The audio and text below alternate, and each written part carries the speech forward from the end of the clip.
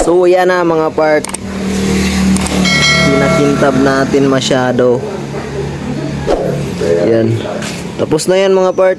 So tapos na rin natin yan top coat. Pwede na. So ready na yan. Ano yung problema? Yan, na-top coat na natin yan. Samurai ang top coat natin at samurai yung base coat. So ito, tapos na rin to, goods na rin to. So sana walang problema, sana walang magbiyak, goods lang siya. At saka ito, tapos na to mga part, full goods na to. Tapos na rin to ma-top coat.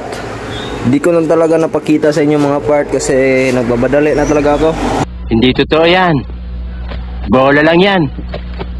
Kasi may lakad pa ako, may pupuntahan pa akong isang kliyente. Busy tayo sa mga panahon ngayon mga part. So maraming nagpapagawa. So thankful naman ako kasi kapag sideline tayo ng konti, kahit konti lang yung kita kasi makapagbayad tayo ng mga balayarin natin, mga utang natin. Sana all. So yan, dito ako nagka-problema.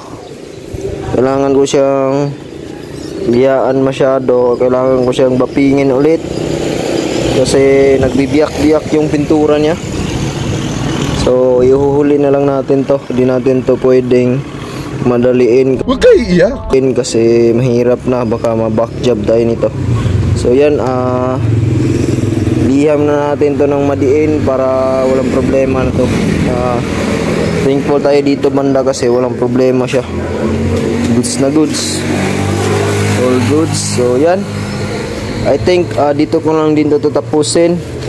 This is ito yung pangalawang video, part 2 ng video natin sa XRM Trinity 125 motard. So yan, project restoration din to mga part. So yan, sana suportahan niyo ako. Madami tayong content sa ating Boss Jacob page at saka yung Boss Jacob channel. So isa rin to sa mga content na ibabahagi ko sa inyo mga part. So yan, don't forget to like, share, subscribe in our YouTube channel mga part, and click that notification bell para updated naman kayo sa ating mga next videos.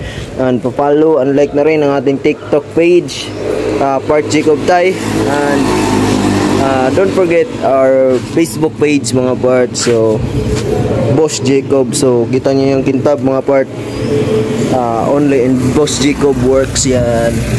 So budget meal works.